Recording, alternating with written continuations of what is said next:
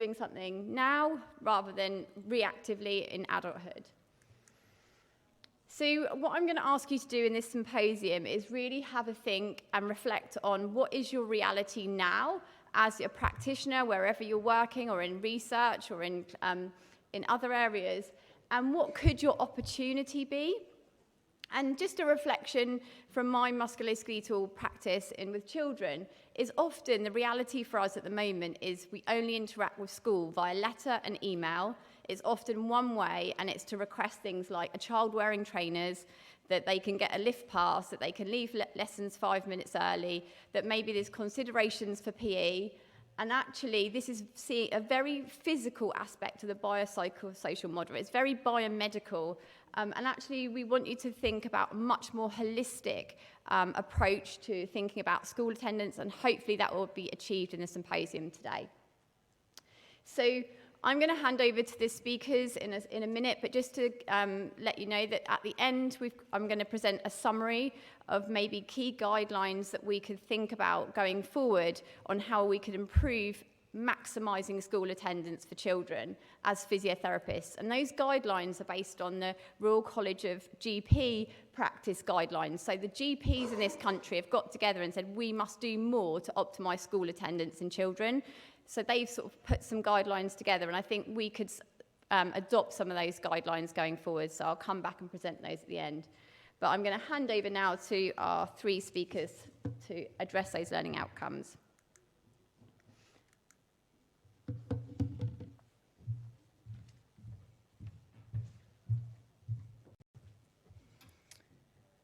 Thanks, Ree. My name's Vic. I'm a paediatric physiotherapist and I work at the Great North Children's Hospital in Newcastle. And I guess I've got sort of about 10 minutes now to think about where we're at currently in the UK with school attendance and really why we thought, I think Ree's spoken a little bit about why we thought that this was important, but to really try and give you some of the facts and figures about what's going on. So forgive me if I have to refer to my notes a little bit because I've got lots and lots of stats to try and give you. So why does education matter? Well, fundamentally, a child's right to be educated is enshrined in international law. So this is the United Nations Convention on the Rights of the Child, and within it, there's 2 articles relating to education. So this is a legally binding agreement. It was signed in July 2022 by 196 countries across the world, and it covers every single child on the planet. And they believe that every single child on the planet has the right to an appropriate education. But why do we value education in childhood so highly? So put very simply, childhood is a really, really good time to learn. By the time a child's 6, their brain is 90% of the size that it will be in adulthood.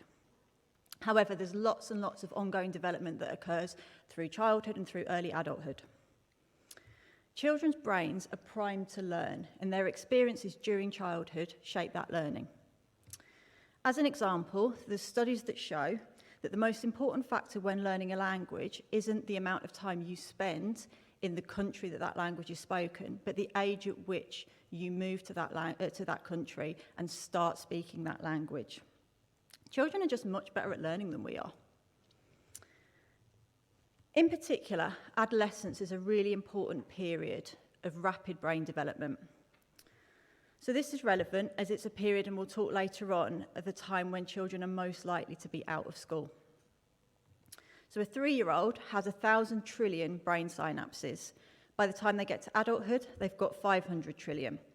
And what happens during adolescence is these brain synapses are pruned, and they're pruned in as much as the ones that they're using stay, and the skills that they're not using are lost. So we can see that an adult's brain is very much shaped by the experiences that they have during adolescence, and if they're not getting experiences of learning in school or in education, you can see that this is really going to affect how they're able to work in later life. But education in school is about a lot more than learning. We all know, and I'm assuming I'm speaking to an audience of paediatric therapists or people that have experience of children. Academia is really important at school, but school is also absolutely crucial for a child or young person's social and emotional development. So I go back to adolescence again, because that's kind of my little pet area. Social areas of the brain relating to kind of self, how they perceive themselves, are particularly active during adolescence. And this is really important because it's the time when a child starts to move to adulthood and starts to become more independent of their family unit.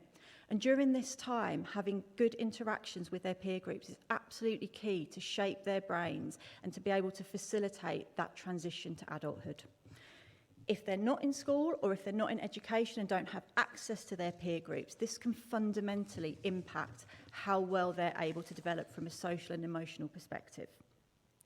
So it's one of the reasons why when I consider reduced timetables, so I'm a fatigue physio, I work with children with persistent fatigue, so I use reduced school timetables quite a lot. And when I'm doing that, yes, I want to make sure they're hitting their core subjects, but I also really want to make sure I'm including time for them to interact with their peers, because I consider that just as important part of their education as learning maths or English or whatever else they might be learning. So this is just a little aside. I know that when we tend to think of education, we tend to think of school because that is the standard for most children. However, I can absolutely recognise that standard mainstream school is not the best environment for some children and young people to learn. And I think there's a growing understanding that things like homeschooling, that alternative settings like forest schools, farm schools, are actually really, really valid ways for a child to receive an education. So it's just, I guess, a little bit of a kind of a heads up that I probably will default to talking about school because I think it's just how we tend to. But what I'm really talking about is education, and that a child is receiving an education in a way that's most accessible to them, be that in school or elsewhere. So some facts and figures. Where are we currently at? A couple of definitions to start with. So when I'm talking about persistent absence, we're talking about attendance of less than 90%. So that means regularly missing at least half a day a week of school. When we talk about severe absence, we're looking at an attendance of 50% or less. So that's missing on average 2.5 days of school or more per week. So this report here is from the Centre for Social Justice, and they did a big look at school absence post-pandemic. And they found that in summer 2022, so kind of just after the schools being closed and just after everything opened up, just under 1.9 million children, so around 26% were persistently absent.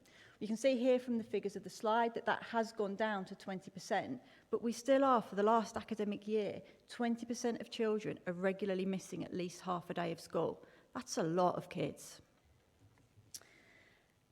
It's worse in secondary schools than primary schools, and it's also a lot worse, probably for lots of sometimes good and not good, in special education schools. Severe absence now sits at around 142,000 children, so that's around 20%. So this is reduced from 2022 to 2023, but it remains significantly higher than the 60,000 children that were severely absent pre-pandemic. So that's a massive difference. That's over double still compared to pre-pandemic, and it's not that long ago. Typically, absence rates increase as year group increases. So the highest absent rates are in years 10 and 11. So to give you a little bit of a flavour of that, the persistent absence rates in year 11 sit around 26%, and in school year group 3, they're sitting at around 14%. So you can see the difference there, and this is an increasing problem as we go through the school. SEN pupils are more likely to be absent than children without any SEN needs, and for a child with an EHCP, they are over double the amount more likely to be persistently absent than a child with no identified SEN needs. I think we can all kind of think about lots of reasons why that might be. That is the reality. And I think really startlingly for me, the absence rates in children eligible for free school meals significantly increased. So again, if you're a child eligible for free school meals, you're almost double as likely, twice as likely to be persistently absent as a child without. Now, these are the most deprived children in our population. These are the children that, in theory, probably have the most need of help, and these are the children more likely to not be in school. So there have been some recent improvements, and I think we can see that when we look at sort of 2022 compared to now, but we are nowhere near pre-pandemic levels, and this is an endemic problem across the UK. So what's the impact of these children not going to school? So I think the first and most obvious one's attainment.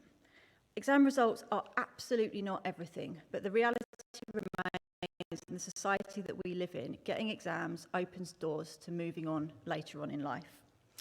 So there's a report that was published in 2023, that showed that 78% of children who were rarely absent in years 10 and 11 got 5 or more pass grades at GCSE, and this included English and maths. However, when a child is persistently absent across those years, that rate drops to 36%. So that is a startling difference. It's probably not that hard to think, well, if they're not coming to school, they're probably not going to pass their exams. But I think this really, really highlights the extent of the problem. It is important to note that if a child is persistently absent in year 10, but then comes back to school for year 11, the pass rate rises to about 54%. So just because they miss school in year 10, it doesn't mean game over. Actually getting them back in can be important.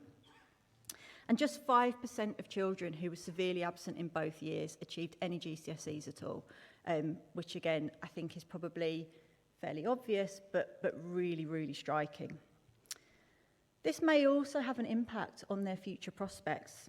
So there's a report by the Department of Education in 2018, and it showed that persistent absence in lower secondary school over doubled the long-term risk of not being in education, training or employment 3 years after finishing compulsory schooling. So this is having an impact across and into the next part of their life, and as Rhea has pointed out, across the life course. This isn't a problem of childhood, this is a problem that is going to cause issues across our society in years to come. And there also might be an impact on the social emotional development of children. So I've kind of alluded to that, and it's something that I find really important, that school isn't just about education, it's about connection with peers. And what the studies that have found that regular school attendance can facilitate peer relationships, and that peer relationships can be a protective factor for mental health. Now, we know that the mental health of our children and young people is worsening. Any of us that work in paediatrics are very, very aware of that, and there's been a lot of reports and data that show that. So in 2023, approximately 20% of children aged 8 to 16 had a probable mental health disorder.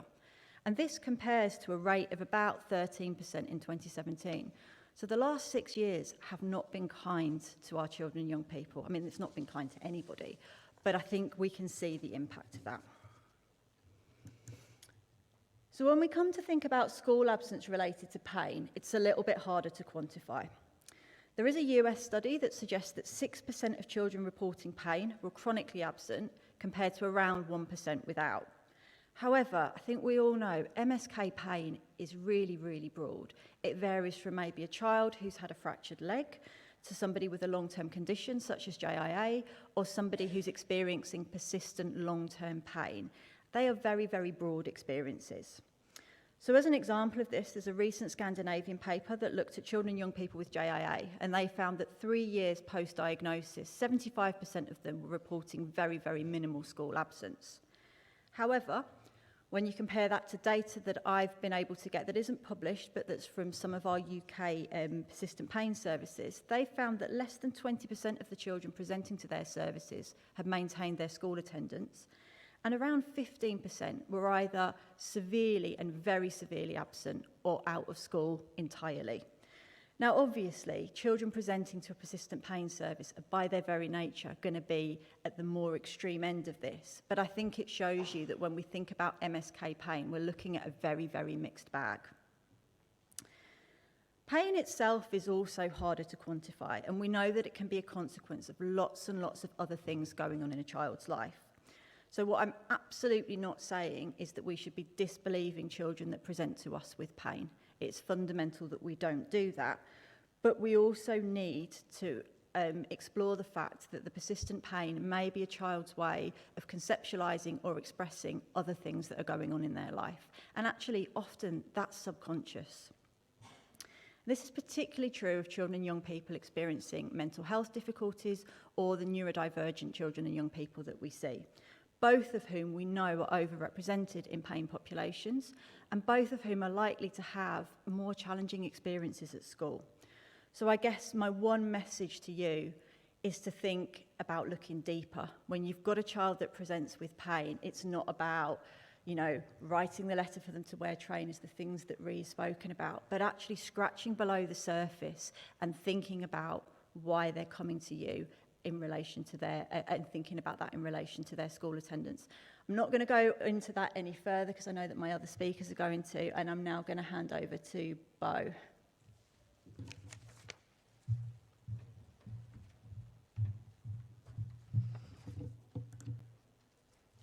Okay, hi everyone, I'm Bo. I recently graduated from the University of Southampton. Okay, so I present to you today my undergraduate final research project, a qualitative study addressing what factors influence presenteeism and absence from school/college in young people 11 to 18 years old experiencing chronic musculoskeletal pain.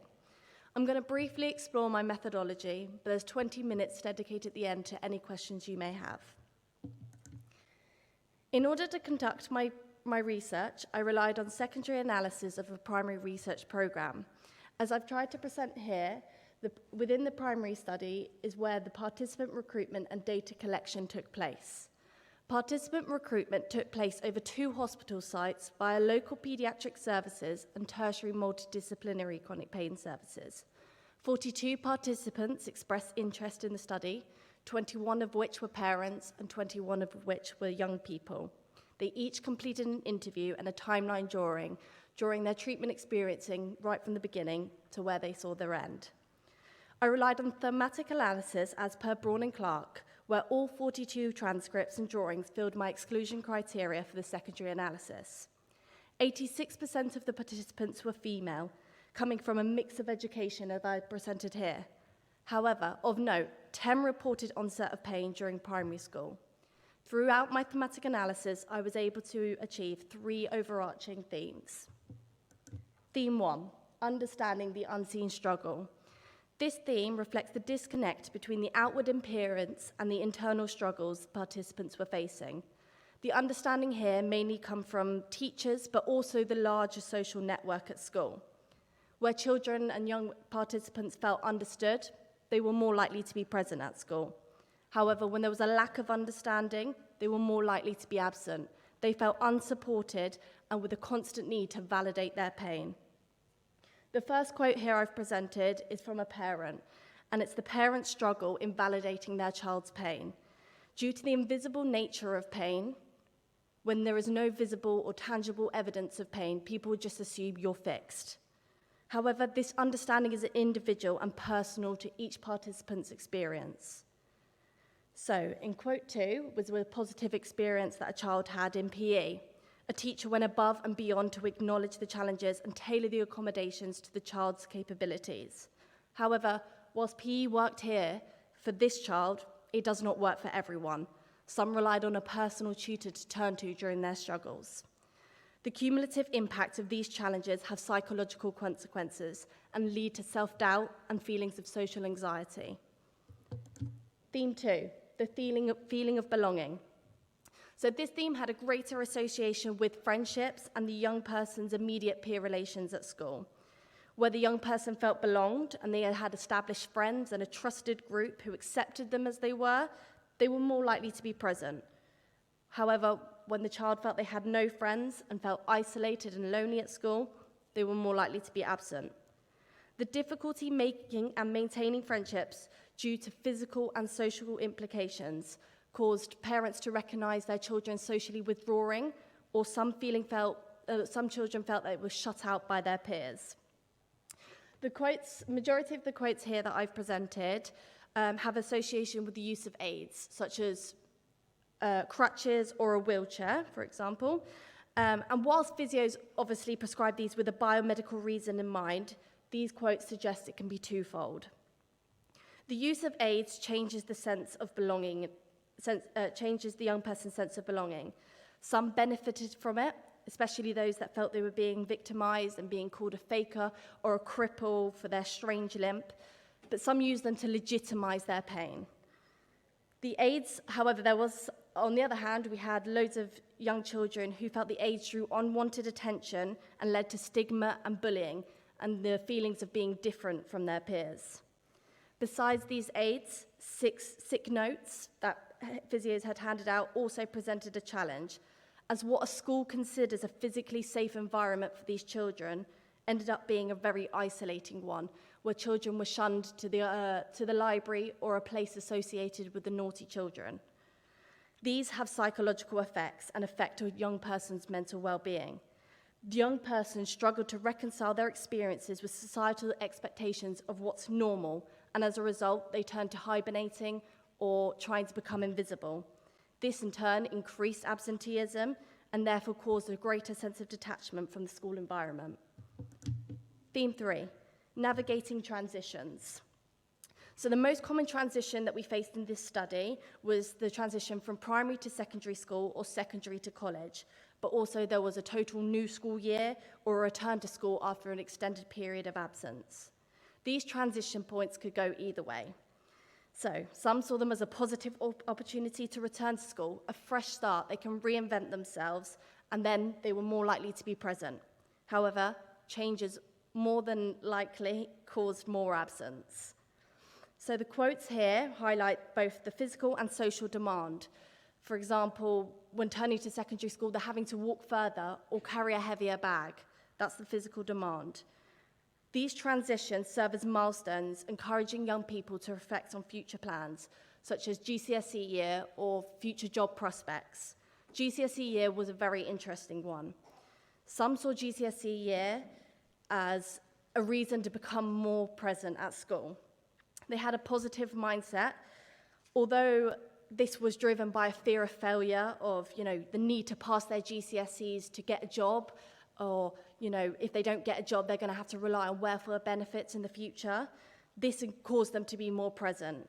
But on the other hand, we had those who saw GCSE year as increased stress, increased pressure, demands, and therefore more likely to be absent.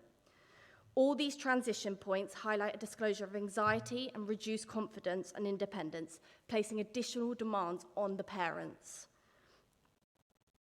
The loss of independence during a pivotal period when adolescents are striving for autonomy and building self-efficacy presents a unique challenge in itself. So what are my take-home messages from this? Adolescence is a critical period in which young people construct an identity, and school attendance plays a pivotal role in this. So take-home message 1, understanding the internal experience. To validate, we must understand these young people. We need to listen to them as individuals. One size does not fit all for all our children that we treat. There is a potential role for physios to bridge this gap between understanding and patient experiences by educating more school staff and teachers. How can we improve young people's understanding of their own condition so they can confidently educate others? We need to empower them. Okay, second one, thoughtful prescription.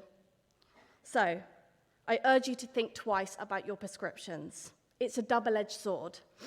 Whilst we may see them as necessary, they can lead to stigma, or children can use them to validate their pain. And if they're doing so, if they're on crutches, we're really going to struggle to get them off them if they're using them to validate their pain. Let's think of a strengths-based approach to inclusion. We want to reduce negative self-perceptions of being sick or different to their peers at school. And we want to look for modifications that encourage ongoing participation, as opposed to looking at what they can't do. And finally, empowering transitions and independence. Physios need to make use of these transition points because they are periods of change that set the foundations for future success. We need to empower young people. It is valid in all these take-home messages is empowerment. We need to teach self-efficacy and equip these young people with coping mechanisms during their physio sessions. Why not set goals within the school environment and schedule appointments before transitions to provide support and build confidence before that first day of school? Together, with all of these take-home messages, we can create a more supportive school environment that keeps young people experiencing chronic pain attending school. Thank you for listening.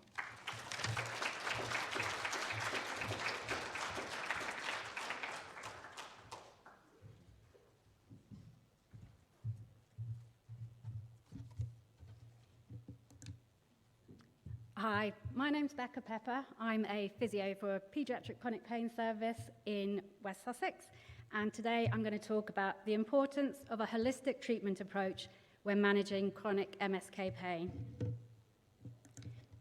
I'd like to introduce you to Harry, who's very keen to tell his own story and for people to see how a change in treatment approach completely changed his life. Our team first met Harry in January 23. He was age 16, he was unable to weight bear on his left leg, and he was using a wheelchair. During the summer, I interviewed Harry about his experiences, and I'm going to share with you today some of what he said.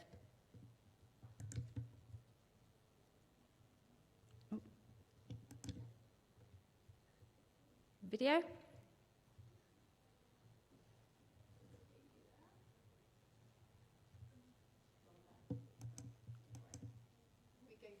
Yeah, that video.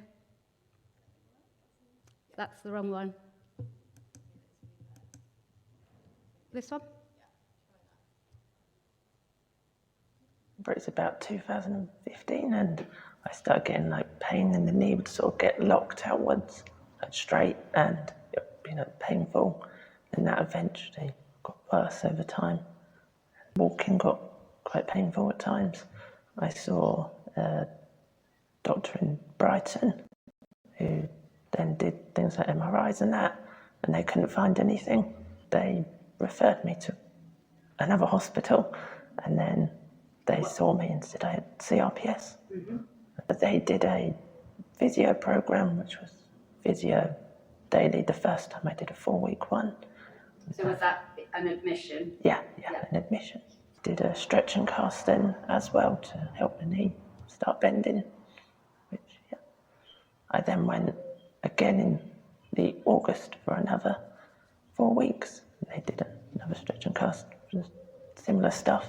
And at the end of that admission, you were Walking, yeah. But then not soon after, I started to get worse again. They did a 12-week admission, and then they did another stretch and cast then as well. Mm-hmm. And at the end of that 12 weeks, were you able to walk? Yeah, I was able to walk then, yeah. And how long did that last after you were discharged? Took until about July 2020 when I started getting worse again. Mm-hmm. But you just couldn't walk anymore? No, it just slowly got worse over time. I was referred to a different hospital, and then they did a week admission thing, but it was mainly talking of some exercises. And then they discharged me. Then there was a few months of not very much, and then I saw you. Yes. So due to his pain problems, Harry's attendance at primary school and his social interaction with his peers was extremely limited. Yep. Play that video. 5 years that we've been talking about, you were 9 at the start of that.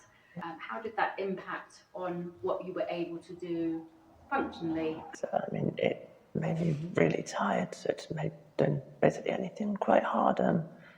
Concentrating and all of that was just not there. So were you able to get into school during that period of time? Sometimes not, because just depending on the day. So do you remember sort of what your attendance at school was like at the time? It was low. And so how did that impact with your learning if you weren't able to get into school a lot of the time? I kept on missing out on chunks of it. It made me kind of fall behind. Mm-hmm. And then, it just got... And how did that affect you socially? Separated me from everyone else. Mm-hmm. In that made sense, and And were you able to do things outside of school in terms of with your family, able to enjoy activities together? Not really, no. I wasn't really able to. Mm-hmm. If we can play that video. You were due to transition to secondary in September 2019. Yeah. How did that go? So I didn't actually start until November 2019 because I was at doing one of my 12-week admission at the hospital. Made it harder. Yes. Yeah. So how did things progress throughout year 7? So I was doing a part timetable. I didn't do the full days because it was too much. 2020, we know that the COVID pandemic hit. How did that affect you? It just made me quite anxious about stuff. It made it quite hard to just do normal things. And did you return to school okay when schools went back? No, I didn't go back. It was a combination of my leg and anxiety in it. So missing out on the foundation to build new friendships at the start of Year 7 made Harry feel further isolation from his peers, causing increasing levels of anxiety. At our initial appointment, we witnessed an extremely anxious young person with significant social communication difficulties. So how was our approach to treating Harry different? We play that video? How did you feel after that initial meeting, and what was your understanding of what we explained about our treatment approach? I mean, I didn't really think it would work. I didn't really trust what you were saying. Other hospitals I've been to, they always made it seem like just doing sets of exercises were the only really way to do it. So I didn't really feel like people believed me. And yeah. What were we telling you to do? You were telling me to start getting the foot on the floor, which I didn't really think would work because I'd never had it done like that before. And that. So at what point did you start believing in what we were saying? Well, I suppose it was once I tried the foot thing, and then I realised it wasn't as hard. And then I started to think, oh, maybe it does work that way. So we focused on functioning despite the pain and engaging Harry in activity rather than carrying out exercises. And for Harry, he could quickly see that using his leg was painful, but the more he used it and the less he repeated activities, it became less painful. A key point came when Harry used a bike in the hospital gym, an exercise bike, and his mum, Nikki, went home and bought one for him to use the next day. Harry was able to see daily progress at home, initially counting the number of times he could turn the pedals and then how long he could stay on the bike. Over a 6-month period, Harry attended 6 sessions in the hospital gym, followed by a session at home, transferring the skills he had learnt in the gym to his own environment to increase sustainability of function. Harry and Nikki described how previously physio was done to him, and Nikki was excluded from sessions. Our change in approach included educating her on the need for her to take an active role and coach Harry. She then felt able to support him during painful episodes so he could continue to function rather than relapse. Harry's home tutors were also included in our appointments and educated on how to support our message of functioning, so that physio became a way of life rather than something Harry did in isolation. This helped Harry feel that everyone around him understood what he was going through. Alongside increasing Harry's function, pain education was also key, and understanding that pain would reoccur and how to manage that to prevent deterioration in his function. Harry described a trip to London Zoo in August 24, when he refused to stop walking despite increasing levels of pain. The following day, the pain was still bad, but he continued to walk as he knew this was how the pain would reduce. This episode made Harry feel empowered about managing his pain himself, rather than his pain managing him, and him needing to rely on healthcare professionals to make it better. We can play that video. I think it's more because I can kind of, anytime I do get pain and that, I can sort of just do normal things, just make myself do the normal thing, and that helps it quite a bit, and just, yeah. So following normal functioning rather than the like pain to settle down again. rather than like sort of separating it from what I've done before. That makes sense. So you feel now able to understand why that pain occurs? Yeah, definitely. So do you experience any pain ever at the moment? Sometimes I do, but normally get it under control pretty quick, and it'll be gone within a few days. Yeah. Which is amazing. Yeah. In September 23, Harry was walking without crutches, and he was referred to a local gym project. The FMG project provides opportunities for young people to learn, grow, and achieve through fitness-based coaching programs. They use sport and exercise as their vehicle to create a positive impact.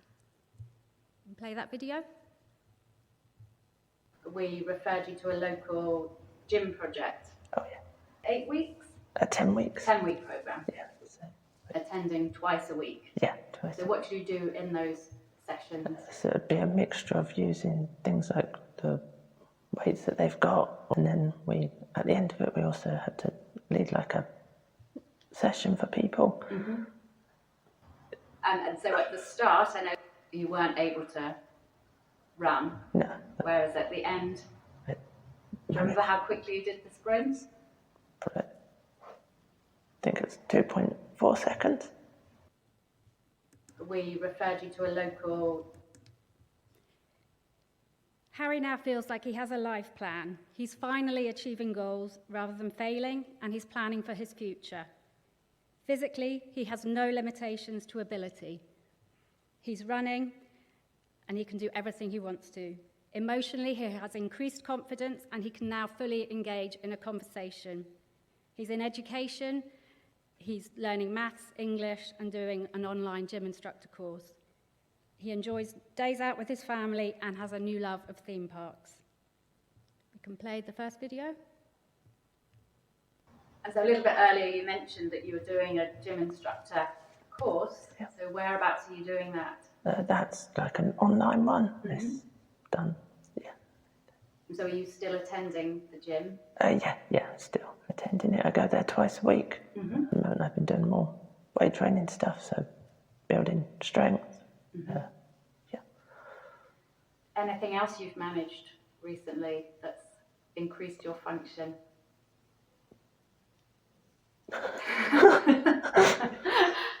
Pass any tests recently? I driving test. Yay!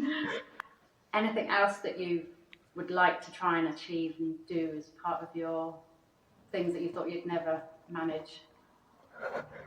I want to skydive. Yeah. Amazing. Yeah. And so a little bit earlier, you mentioned that you were doing a gym instructor course.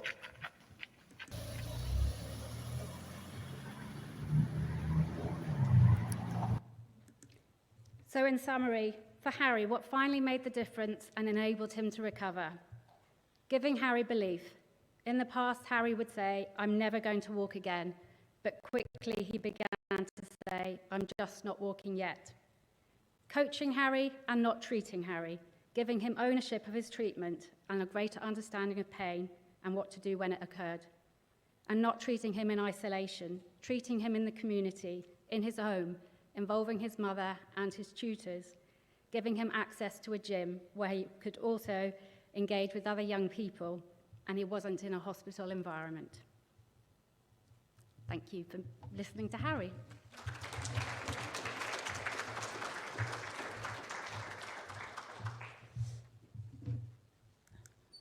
So just to summarise, like I said at the beginning, is now how do we maybe maximise our role as physios, and how do we optimise children's attendance and engagement with education? So this is based on the Royal College of General Practitioners principles, and there's a link to that at the end.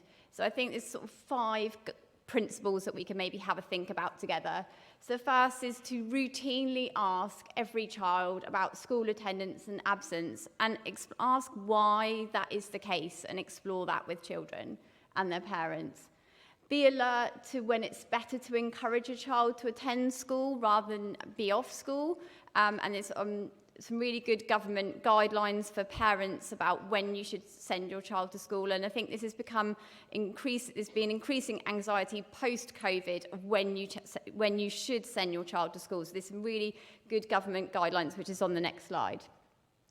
Also have sensitive conversations about school worry, particularly at transition points. So we really, with Bo's talk and the Commissioner's report showed that if a child missed a day in the first week of term unauthorised, their predicted absence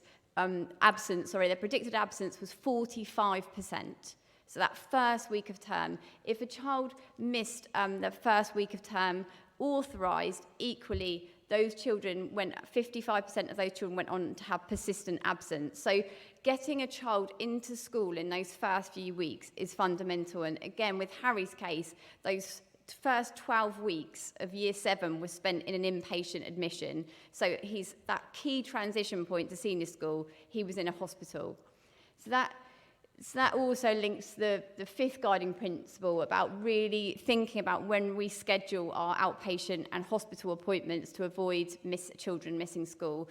A talk earlier was saying about actually having local services for paediatrics. We know that services for paediatrics are not local. Children have to travel a long way.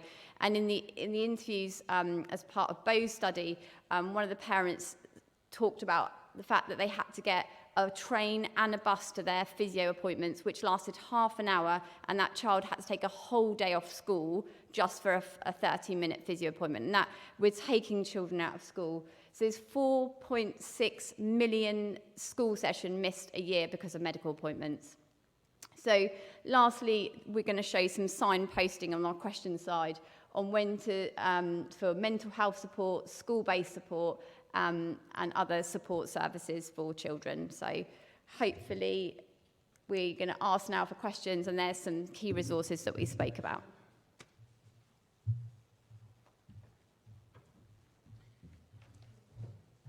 Thank you very much for that symposium. I'm Alan MacDonald. That was amazing. Really, really interestingly done and well put together, and well done particularly to Bo presenting our undergraduate study. That was phenomenal. So I'm just going to ask very quickly, is there anyone online that we need to be thinking about as we go through questions? Okay, great, thank you. If you can just let me know, that would be great. So do you want to start off? Does anybody in the room have a question? If you can just say who it's particularly for, and then off you go. This is all a bit modern, isn't it? I just want to say, Bo, like, wow. If I, as an undergraduate, managed to produce that when I was a physio, I would have been, yeah, amazed. So well done. That was, well, not only an incredible study, but to get that information across in that time with that clarity, I was blown away. So well done. Just want to say. And I can only imagine what transcribing 42 interviews looked like to do that study. No, you did very well. Secondly, I'm a private practice physio in a very, very small community in Preston in the northwest, but I'm also a vice chair governor at a local high school, which I did just to volunteer, but actually it's become much more of my life, hence why I'm sort of sat here now. And we know from a governance point of view the pressures that schools are under in terms of attendance. So all of the things that you've said are incredible. I'm very lucky to be a vice chair in a school where they are very good and they're very up on attendance and what to do. They have different bespoke needs for children on different levels of education and in and out of school. What can we do? You've mentioned a few about obviously, trying to, encourage different types of communication with schools in terms of not just writing sick notes, and it's not just about trainers. How can we be more active as physios? And I know that's an open question. There's probably not an answer to that. But I've got lots of ideas of my own that I want to do, but not everybody's in my position. So how can we make it simple and easy to engage with these schools to address things like communication on pain, because it is still a big trigger point in terms of pain, and they don't understand and they don't have time to resource it. So.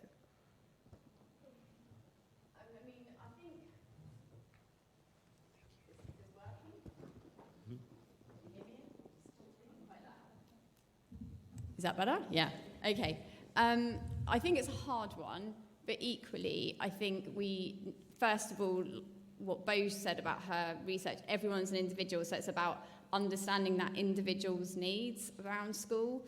And I think something that works for one person could actually be detrimental in another. So it's not just that it might not work, it actually might have a detrimental effect. I think that's one of the things that came out of Bo's study, is that actually we had children talking in the study about being sent to school in a wheelchair and actually being physically tipped out and left on the floor in a corridor and just feeling completely unsafe at school. So actually it's about first understanding that child's unique story and what are the barriers. I think going on to some of the talks this morning about having localised paediatric services where we have actually relationships with schools, so there is a two-way communication, because at the moment it's very one way. We sort of send a letter and hope it gets to the right person, and actually often the child carries the letter around in their bag just to show it to a PE teacher or to show it to someone when they're getting a lift so they don't get told off. And that's the other thing, actually some of these things that we put in place, they get victimised for. So having that communication with school, having local services, I think would be a really good start. And yeah, being more in the community. But that's not the way our services are set up. So but I think going back to your governor stuff, I think the other thing that we found in both study was it didn't matter who the person was, it was a trusted person in the school. So I think also finding out from that young person, who is someone you trust to go to? And that might be an assistant or a support staff or a space in school they feel that trust. It doesn't have to necessarily be someone who's designated to those children, like a SENCO worker or something. Often it's not that person, it's actually their form tutor or their PE teacher or their history teacher, someone they feel they've got a connection with. So I think for those individual children, it's finding out from them who and where would they go in that school to feel trusted. So maybe the wider safeguarding type environment. Yes, yeah. Thank you all for an absolutely brilliant session. Lisa Roberts from Southampton. Bit of a challenging one, but I just wonder whether the time has come to move away from 8 till 4 services Monday to Friday or 9 to 5 or whatever. We've seen so clearly from what you've presented the importance of not missing sessions. So why don't we have them either at weekends or evenings or something to make it more accessible?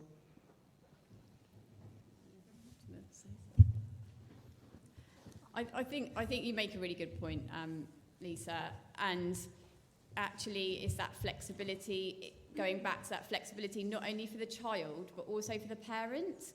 So actually, like we heard earlier, children rely on their parent to bring them to appointments. So they've got to take a day off work to bring their child. So children aren't coming to appointments because their parent can't make it, which is a safeguarding concern in itself. But actually, if we offer that flexibility on where the appointment is and what time that appointment is, we're going to help children attend more school. Our service in West Sussex, we run till 6, and those appointments are always the fast booked. They don't tend to take the early morning ones. Some people do. It tends to be the after school. But also post-COVID, we have got much more flexibility in how we offer those appointments. So offering the flexibility to especially young people at college, for example, of coming in their frees, if you're more local, or actually doing a virtual call.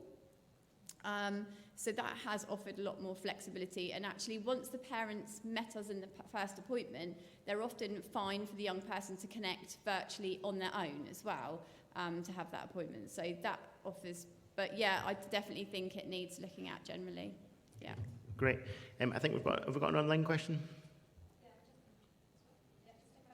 Emma online is, could chronic MSK pain be replaced with FND, so functional neurological disorder, and all the same be applied? I think we know. I think we know that in terms, I kind of can be very frank. I'm not really a pain physio. I've got a bit of a background in pain, but I work predominantly in fatigue. And I think my personal view is there's very much a bit of a kind of persistent symptoms umbrella. And within that umbrella, there comes things like persistent pain, FND, and sort of CFS/post-COVID syndrome, so persistent fatigue. And we often use those boxes because they're useful for us diagnostically as clinicians, but more and more you see young people that come that could fit in all of those boxes. So I'll treat young people with persistent fatigue that also have persistent unexplained pain and then may have a functional movement disorder. I mean, diagnostically, where do you put them? They could fit anywhere, but actually what we do know about pain, fatigue and FND is broadly the approaches are the same. So what they need is integrated, interdisciplinary, holistic care that looks at them within the environments and the settings that they're in, so schools, communities. They need aspects of psychologically informed care. If anyone was in Jane and Claire's sessions earlier, you know, a little bit of a plug for that. But they need psychology, they need OT, they need physio, they need to be listened to. So the physio that we deliver clinically might be different. You know, I maybe will treat somebody with CFS differently to pain, but the principles are the same. And I do think, particularly for our neurodivergent children, for our children that are highly anxious and that have long-term mental health difficulties, that are essentially body talking, I think sometimes for them, and I'm not saying for them consciously, but it can sometimes be a little bit ip-dip-do as to whether they're pain and struggles expressed as pain or fatigue or functional movement or actually a bit of an element of all of them. So I guess broadly, yes. I think the approaches are the same. I think the issues are the same. And I think what these children and young people need is broadly the same with a slightly different flavour to the care. Thank you. I think we've got a question here. Yes, I think a follow-up from that previous question is about how transferable the rich data that you shared with us is to neuromuscular pain, for example. I work in Kent and East Sussex for children therapies, and I have another question around the role of pain relief, because my clinical background is in adults with learning disabilities, and then I moved to children's, and I was really appalled at the lack of, we don't talk about pain relief. It's almost, we leave it at parental discretion. So I don't know if your research, Bo, particularly, or any of the engagements you've had with parents and with children and young people, what are we saying from the physio perspective about pain relief? I mean, because obviously Bo did a secondary analysis on a study that I did, and so we've both read all the 42 transcripts. And actually, I suppose for the young people with chronic musculoskeletal pain, this was a sort of primary rather than a secondary related to a musculoskeletal condition such as cerebral palsy or something like that. But in those cases, the majority were saying painkillers don't help, pain relief doesn't help. So actually, a lot of them had felt completely lost and that there was nothing to help. But we do have people within our clinic in West Sussex that have secondary chronic pain who do have in their school care plans pain relief where they can go to the school office, say for example where they do have I'm just thinking of some of our caseload where they have like cerebral palsy and actually they should have like scheduled rest, but they don't want to rest in their break. They want to be with their friends and they want to climb the stairs and they want to do all those things. So they have a lot of aches and pains and muscular secondary to the increased demands of secondary school. They then can access pain relief, can't they, at school? So in their care plans. So again, yeah, it wasn't necessarily. I was just saying. Yeah, go. Yeah, I was just saying in our study, where children felt, they were in pain and wanted to go to the school nurse, where the school nurse didn't understand, was just prescribing this pain relief, and they didn't want that. It's not what they wanted. They wanted someone to understand why they were experiencing pain, because, they've been through that. They've had the pain relief and nothing's helping, so they want them to understand them as opposed to just, here's your pain relief, go back to lesson. Yeah. Brilliant. And I think also, that sort of reflected that pain is pain. I think you mentioned that earlier. And when I read the HCPs, for example, nobody talks about pain. And also when we're training physios, when we have physio students, we go through like neuro assessments and this and that and the other, and we don't necessarily pay a lot of attention to pain. And I'm trying to sort of change the dynamic. So listening to you guys, I'm thinking, can we set up a community of practice? I think this is sort of relevant enough, that you have enough physios in the room that sort of want to join and start thinking, maybe we need to bring the centre back to pain if we know the effect that it's having on these children and families. That sounds great. I think the more that we can do, the better. And it'd be good, you know, to talk to you afterwards. But we just looked at a scoping review on musculoskeletal pain across different groups of children, and a few papers did look at secondary pain.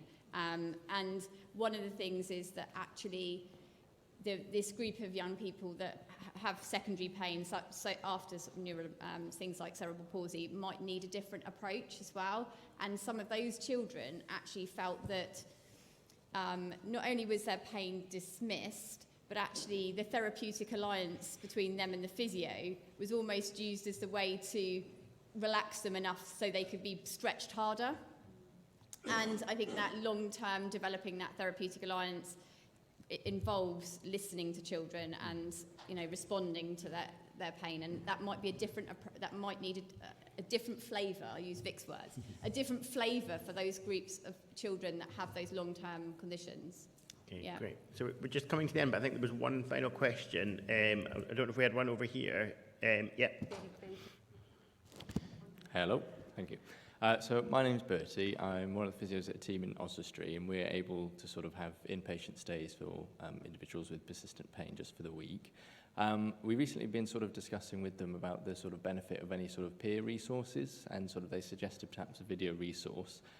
So perhaps something very similar to sort of Harry's story. I was just wondering if you had any experience of sharing any resources like that, or any peer resources with patients, and any benefits or experiences you could share about that at all.